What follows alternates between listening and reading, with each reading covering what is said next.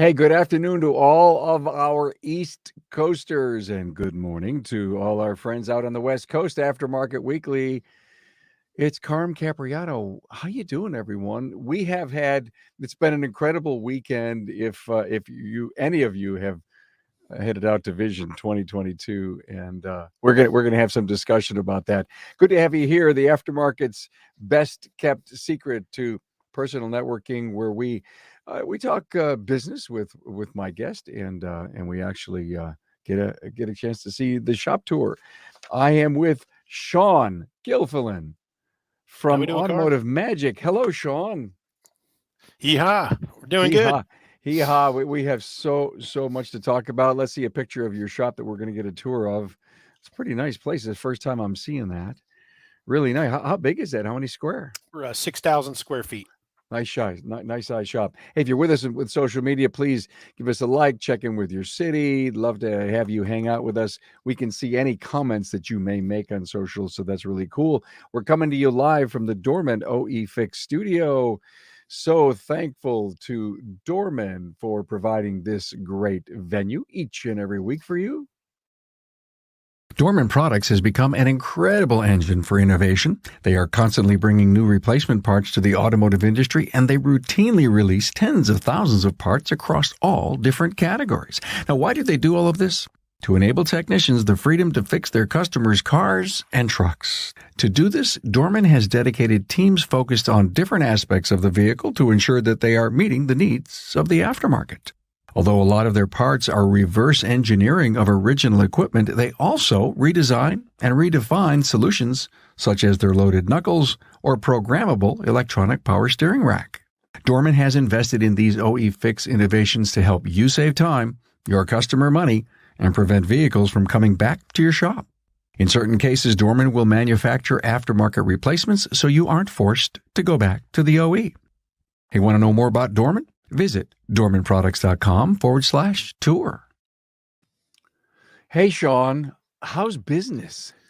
Business has been really great these last couple of years, even though with COVID and everything. I think everybody's keeping their car longer, all the stuff going on in the industry. It's a great time to be in the automotive repair industry, for sure. Good for you. I continue to hear that, and I ask all the time, even though I know I'm going to get a redundant answer, because it's good to know that we're the opportunity for us, and for every other reason that we would know, has been so beneficial to the aftermarket. Hey, this Friday, we've got a Town Hall Academy show coming up. Important employee benefits. And this is going to be a great episode. I can't wait. There's so much to talk about on the Town Hall Academy. And I'm going to give someone a little secret.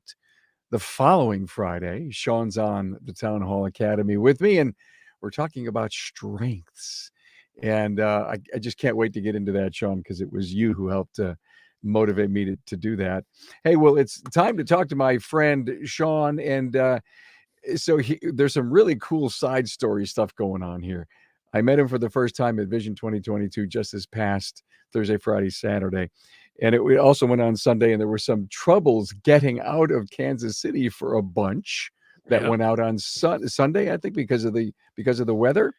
So, and here's the cool thing. Before we went into the studio, Sean was saying we were actually running the business from the airport. I just can't wait to hear about that. Right? Yeah. Yeah, no, we were supposed to leave 6 o'clock on Sunday evening, get us home, around 11 o'clock, and get rocking and rolling Monday morning with all the great stuff we learned. And our flight was delayed and then canceled, and they closed the airport down. So hunting around for hotel rooms with all 8 of us there and trying to really nail down what we were going to do, knowing that we had to fly out. 6 a.m. was the scheduled flight in the morning. It was delayed till then. And we back to the airport, 6 o'clock. We're already kind of lining up what we need to do. We did have 3 employees that were home. They were able to open the shop up, but nobody was able to run the computer system or deal with parts. We had a technician, and we had a QC guy or a porter, and a new employee that's been with us for a couple of weeks. So she also really didn't know anything, how to run the shop. And from the airport, we had 3 of us logged into the computers. We're calling customers, ordering parts, selling jobs. So with the technology today, I think it's awesome to be able to jump on at the airport, get a hold of customers, order parts, and keep the shop moving throughout the day. So we didn't get back till 5 o'clock. We got 5 minutes before we closed. We all rolled in to the parking lot yesterday. So I love it. I mean, was pretty we talk exciting. about everybody talks about being able to do remote service, remote management. Owners don't have to go in because they can see everything from wherever they may be. And the proof in the pudding is you did it from an airport. We did it from an airport unexpectedly. So look, growing your staff was, I know it's a strategy of yours. You want to bring them together. You want to give them as much education. You want them to know that their career path has all kinds of value, and you want to give them that. How much impact was it at Vision 2022? I'll tell you, bringing 8 of our staff out there for Vision 2022 was probably the best thing that I could say we've ever spent money on as far as training goes.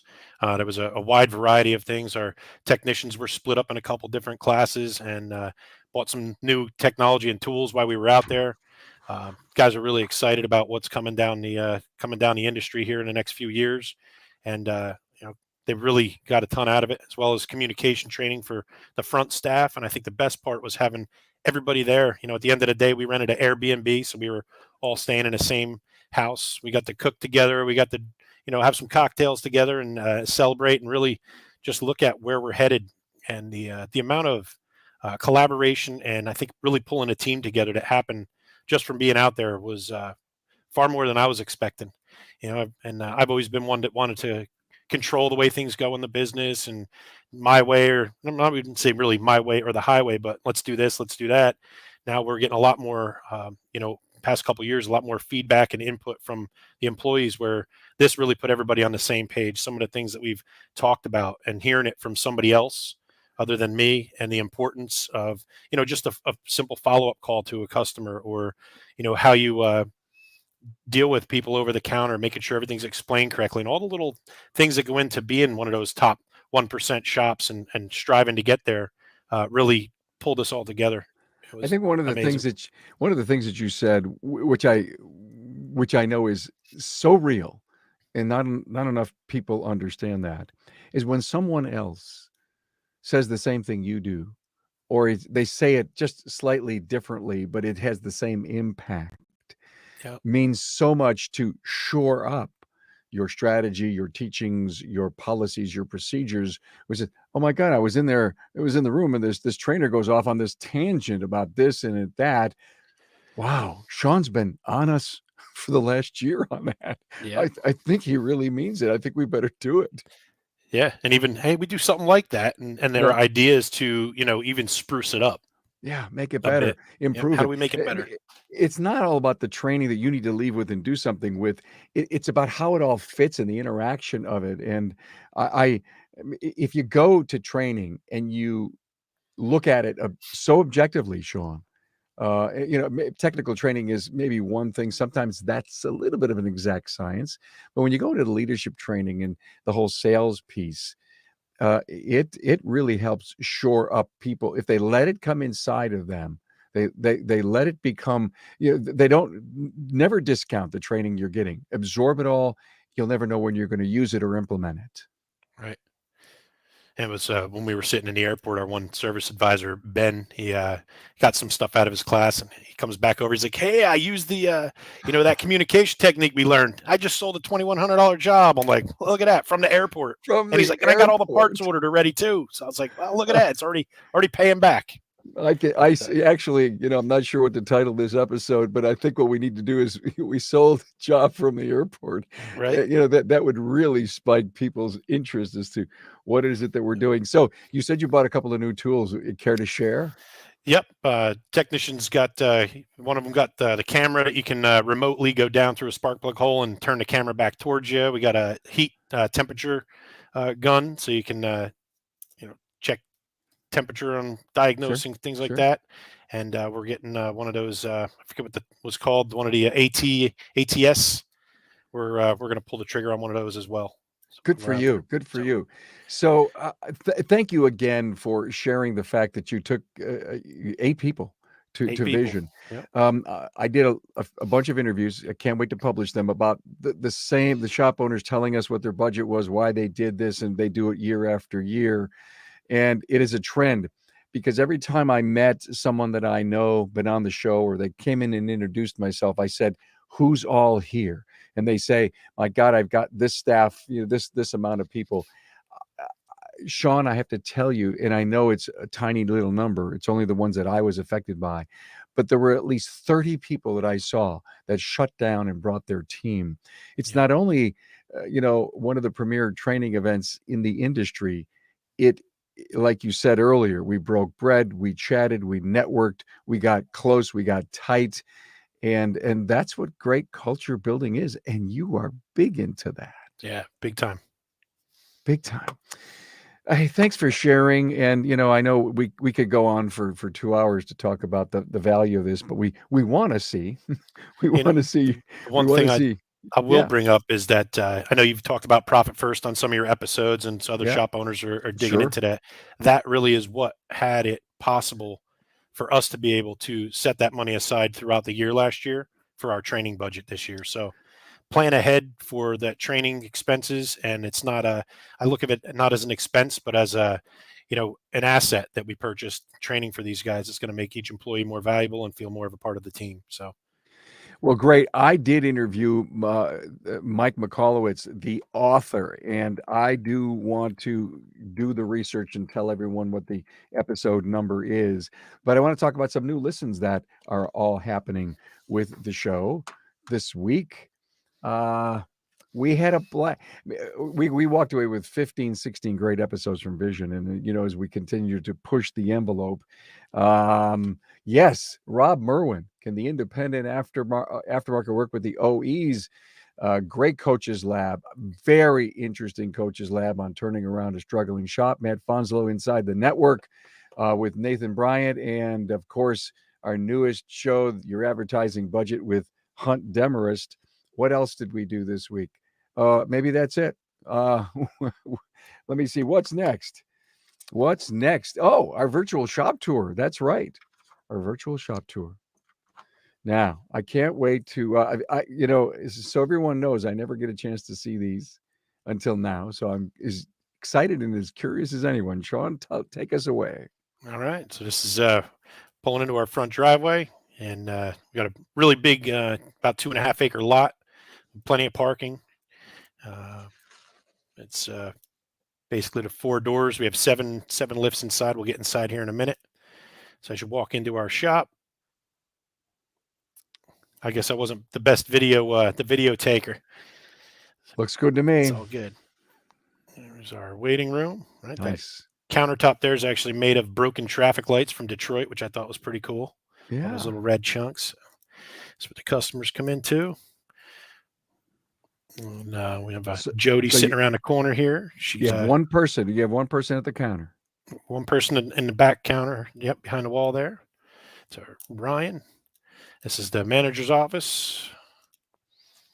So how many service advisors do you have, Sean? Stop We the have tape. we have 2 service advisors, and basically CSR. Jody does all our scheduling and whatnot. Okay. Okay. Um, And so so you don't have three to be three up at people your in the front.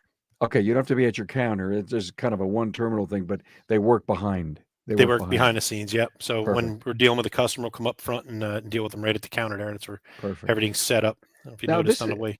I Mhm. just saw another star. Is there a significance with the star?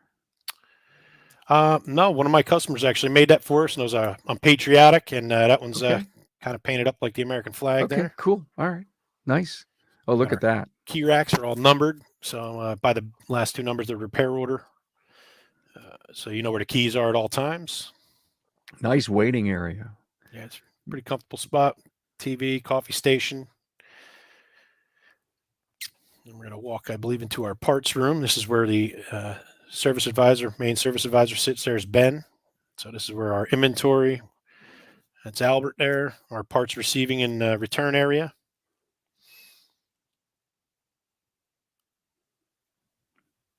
And then we're walking out Very into the nice. shop. Very nice. And all the workflow happens from in there? All the workflow happens from in there. We also have a TV out on the wall that has our Auto Vitals, our DVI software up on it. Okay. Interesting floor. What kind of tiles are those? Those are rubber tiles. They've been down since 2009. So I had a pretty substantial leg injury, so I put the soft floor where I used to work, and it Okay. just stayed there. There's our workflow board up top there, all Got electronic it. now instead of the Yeah. racks. Our little whiteboard there for projects and stuff we'd work on in all the different areas in the shop, whether it be the front end, the back end. That's where we schedule all our work in the morning. So those are all cars that each guy's assigned to for the day. And when we go back into our lunchroom, I'll tell you, watching this video from the outside, there's some areas that I think we're going to put some attention on cleaning up too. There's the guy's lunchroom, all the uniforms hung up on the wall. So they got their own bathroom, refrigerator. Nice. And it's air Close rubbing. conditioned. It's air conditioned in the back. Yep.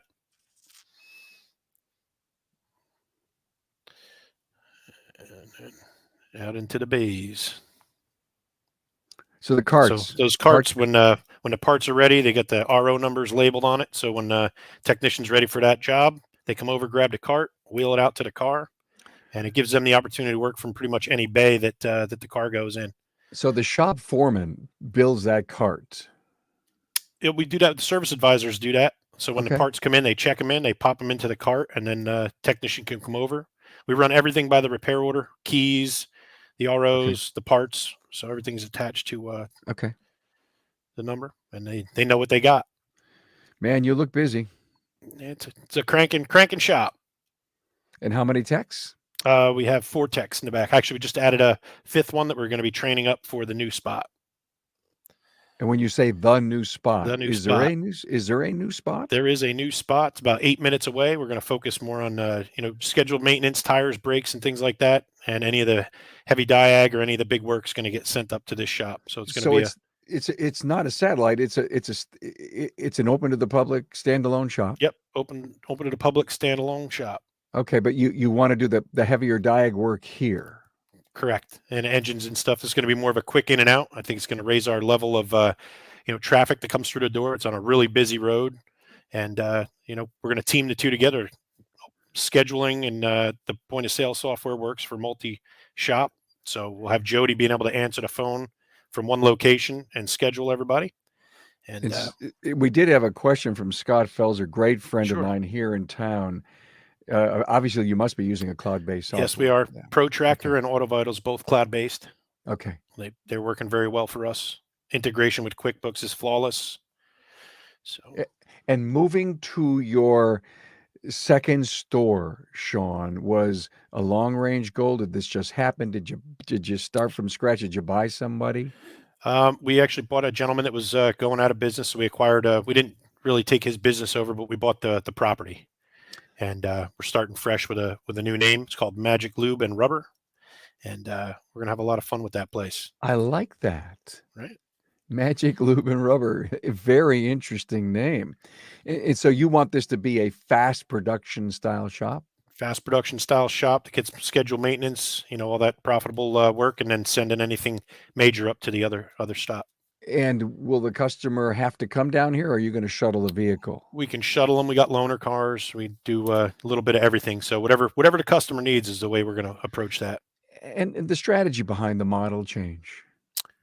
Well, there's definitely the ability to bring somebody in on a quick, hey, can I stop in today and get an oil change? We've really directed our shop in the direction of scheduling ahead of time. So usually we're booked out about 2 weeks, and we can slide something in an emergency situation. We kind of leave room for that.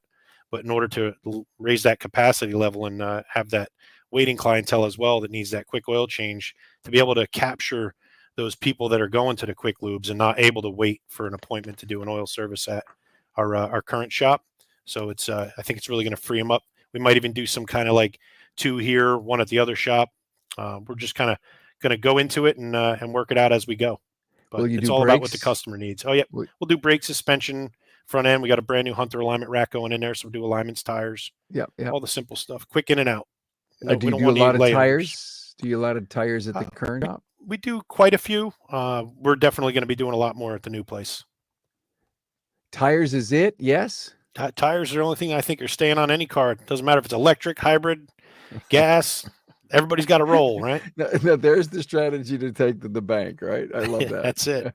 That's really good. Hey, I had a blast. This is great. Now this will come out as a podcast next Saturday, All and you can right. find all of our shows on your favorite podcast listening app and on the website.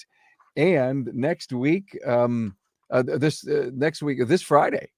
No, next Tuesday, Brian Weeks from the ATC Auto Center, Augusta, Georgia, is my guest. Can't wait to see inside of his shop. Well, look, I had a blast. Thank you. Good to meet you in the flesh at Vision. I love the Likewise. story behind what you did. Sean Gilfillan from New Jersey, Automotive Magic. Good to have you here, man. Thanks, Carm. It's great being here. Appreciate it. Thank you, man.